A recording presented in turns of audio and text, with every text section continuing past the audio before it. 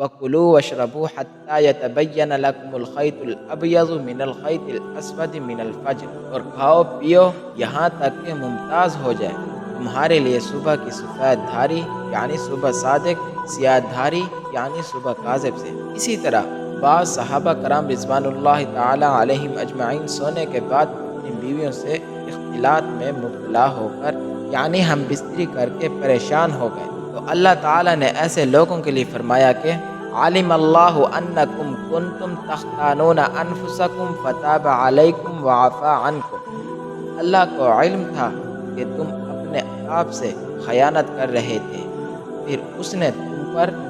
عنایت کی اور تمہاری غلطی معاف کر دی۔ اور جماع کرنے کے لیے اللہ تعالیٰ نے جو راستہ مقرر کر دیا ہے اسی کو اختیار کرنا چاہیے، اور جماع کرنے میں وہ اولاد حاصل کرنے کی نیت رکھنی چاہیے جو اللہ تعالیٰ نے تقدیر میں لکھ دی ہے۔ پھر آگے سحری اور افطاری کا وقت بتایا جا رہا ہے۔ صبح صادق اس کو کہتے ہیں جب دن کی روشنی کی ابتدا ہو، اور صبح کاذب اس کو کہتے ہیں جب رات کی انتہا ہو، کہ جب صبح صادق شروع ہو تو اس سے پہلے کھانے پینے اور جماع سے رک جاؤ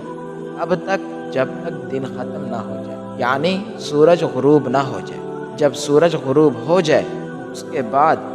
روزہ افطار کر لو۔ اس کے بعد اس آیت کے آخر میں اعتکاف کا بیان ہے۔ اعتکاف کا لغوی معنی ہے کسی جگہ ٹھہرنا، اور قرآن و سنت کی اصطلاح میں خاص شرطوں کے ساتھ مسجد میں ٹھہرنے اور قیام کرنے کا نام اعتکاف ہے۔ اعتکاف کی کم سے کم مقدار ایک دن یعنی 24 گھنٹے ہے، اور اعتکاف کے لیے روزہ شرط ہے، اور اعتکاف میں مسجد سے نکلنا بغیر حاجت طبعی یا شرعی کے جائز نہیں ہے۔